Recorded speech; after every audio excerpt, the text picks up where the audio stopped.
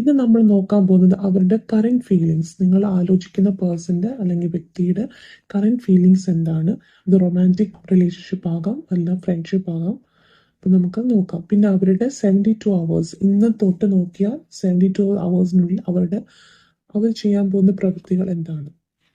So ഞാൻ ഇവിടെ കാണുന്നതെന്ന് വെച്ചാൽ നിങ്ങളുടെ ഈ റിലേഷനിൽ നിങ്ങൾ ഇത് ഫുള്ള് ഒരു നോ കോണ്ടാക്ട് രീതിയിലാണ് പോകുന്നത്. ഒന്നെങ്കിൽ നിങ്ങൾ ഈ പേഴ്സണെ ബ്ലോക്ക് ചെയ്തേക്കുവാണ്, അല്ലെങ്കിൽ ഒരു കമ്മ്യൂണിക്കേഷനും ഇല്ല.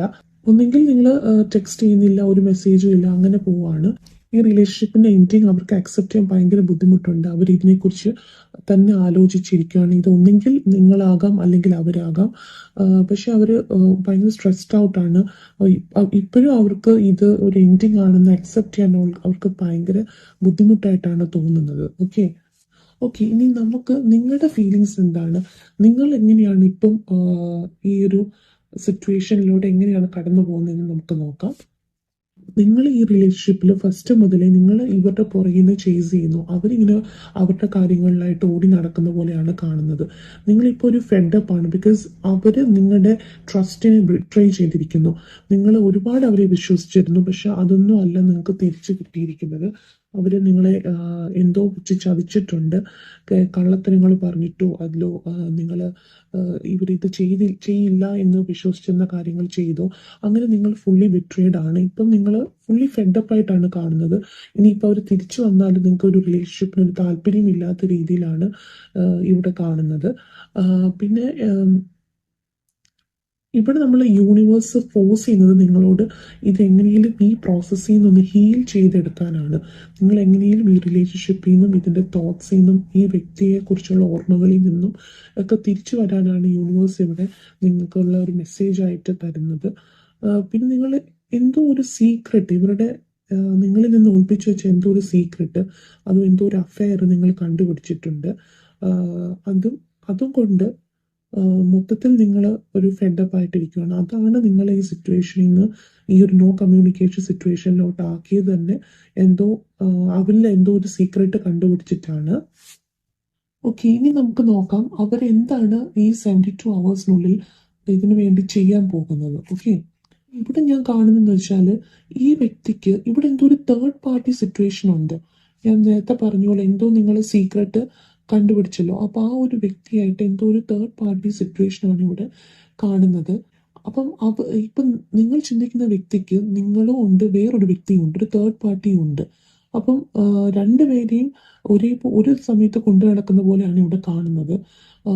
2 ടൈമർ ആയിട്ടാണ് കാണുന്നത്. ഈ വ്യക്തി നിങ്ങൾക്ക് വേണ്ടി ഒരു ആക്ഷനും എടുക്കാൻ പോകുന്നില്ല. ബിക്കോസ് ഇയാള് ഒരു ചീറ്റർ ആയിട്ടാണ് ഇവിടെ കാണുന്നത്. രണ്ട് വ്യക്തികളെ ഒരുമിച്ച് കൊണ്ടുപോകാനാണ് നോക്കുന്നത്. അതും രണ്ടുപേരോട് ഒരു ലവ് ആയിട്ടല്ല ഫീൽ ചെയ്യുന്നത്, ഒരു അട്രാക്ഷൻ ആണ്. ഒരാളോട് ഒരു സെക്ഷൽ അട്രാക്ഷനും മറ്റൊരാളുടെ അവരുടെ പോസിറ്റീവായിട്ടുള്ള കാര്യങ്ങൾ, അവരുടെ പോസിറ്റീവ് ഒരു പോസിറ്റീവ് മൈൻഡ് സെറ്റും അവരുടെ കൂടെ ചേർന്നാൽ, അതിപ്പോൾ നിങ്ങളാകാം അല്ലെങ്കിൽ ആ തേർഡ് പാർട്ടി ആകാം. ഇപ്പം നിങ്ങളാണെങ്കിൽ ഇപ്പം നിങ്ങളോട് ചേർന്നാൽ നല്ലൊരു പേരെടുക്കാം, അല്ലെങ്കിൽ കുറേ നല്ല കാര്യങ്ങൾ ചെയ്യാം എന്ന് വെച്ചിട്ട് നിങ്ങളോട് റിലേഷൻ ആകുന്നു. മറ്റൊരു തേർഡ് പാർട്ടിയോട് അവർക്കൊരു അട്രാക്ഷൻ വെച്ചാൽ അവർക്ക് സെക്ഷലി അട്രാക്റ്റഡ് ആണ് ആ ഒരു വ്യക്തിയോട്. അപ്പം മൊത്തത്തിൽ ഇവർക്ക് ഒരു സിറ്റുവേഷൻ ഇവരൊന്നും ഒരു കാര്യങ്ങളും ഇതിനു വേണ്ടി ചെയ്യാൻ പോകുന്നില്ല. നിങ്ങൾ സംസാരിക്കാൻ നോക്കുന്നില്ല, അല്ലെങ്കിൽ നിങ്ങൾ അനുവദിക്കത്തുമില്ല. നിങ്ങളോട് സംസാരിക്കാൻ ഇവിടെ സമ്മതിക്കുന്നില്ല. ഒന്നെങ്കിൽ നിങ്ങൾ അവരെ സംസാരിക്കാൻ സമ്മതിക്കുന്നില്ല, അല്ലെങ്കിൽ അവർ നിങ്ങളോടൊന്നും ഇതിനെപ്പറ്റി കമ്മ്യൂണിക്കേറ്റ് ചെയ്യാനോ അല്ലെങ്കിൽ ഇതെങ്ങനെയും പ്രോബ്ലം സോൾവ് ചെയ്യാനോ അവർ നോക്കുന്നില്ല. ബിക്കോസ് അവർക്ക് രണ്ടുപേരോടും ഒരു അട്രാക്ഷൻ അല്ലെങ്കിൽ ഇൻഫാക്ട്രേഷൻ മാത്രമേ ഉള്ളൂ. അവർക്ക് രണ്ടുപേരോടും ഒരു ലവ് ഫാക്ടറായിട്ട് ഇവിടെ കാണുന്നില്ല. ഇനി നമുക്ക് ഒരു ജനറൽ ഗൈഡൻസ് നോക്കാം. യൂണിവേഴ്സ് നിങ്ങൾക്ക് തരാനുള്ള ഗൈഡൻസിനെ പറ്റി നോക്കാം. സോ ഇവിടെ ഇപ്പൊ കാണുന്നതെന്ന് വെച്ചാൽ യൂണിവേഴ്സ് പറയുന്നത് നിങ്ങളോട് ഈ ഒരു ഡുവൽ മെന്റാലിറ്റി എന്ത് ചെയ്യണം, അവരുടെ അടുത്ത് പോകണോ അതോ ഇത് ബ്രേക്കപ്പ് ആയി തന്നെ നിൽക്കണോ, എന്താണ് ചെയ്യേണ്ടത്, അങ്ങനെ ഒരു കൺഫ്യൂഷനിൽ നിന്നൊക്കെ മാറി നിങ്ങൾ നിങ്ങളുടെ കാര്യങ്ങളിൽ ഫോക്കസ് ചെയ്യുക. ഈ റിലേഷൻഷിപ്പ് ഇനി കണ്ടിന്യൂ ചെയ്യേണ്ട. ബിക്കോസ് ഈ ഒരു പേഴ്സൺ ഒരു ടോക്സിക് ആയിട്ടാണ് കാണുന്നത്. ഇവിടെ ഒരു ലവറോ അങ്ങനത്തെ ഒരു ഫീലിംഗും അല്ല, ഇതൊരു ടോക്സിക് റിലേഷൻഷിപ്പ് ആയിട്ടാണ് കാണുന്നത്. ഇനി മുന്നോട്ട് പോയാലും ഇതൊരു ഫ്യൂച്ചർ കാണുന്നില്ല. സോ നിങ്ങൾ നിങ്ങളുടെ കാര്യങ്ങളിൽ ഇൻവോൾവ് ചെയ്ത് ഈ ഒരു ഹേർട്ട് സിറ്റുവേഷൻ നിങ്ങൾ ഭയങ്കര ഹേർട്ടായിട്ടിരിക്കുവാണ്. ഈ ഒരു സിറ്റുവേഷനിൽ നിന്ന് എങ്ങനെയും ഹീൽ ചെയ്ത് മുമ്പോട്ട് പോകാനാണ് ഇവിടെ പറയുന്നത്.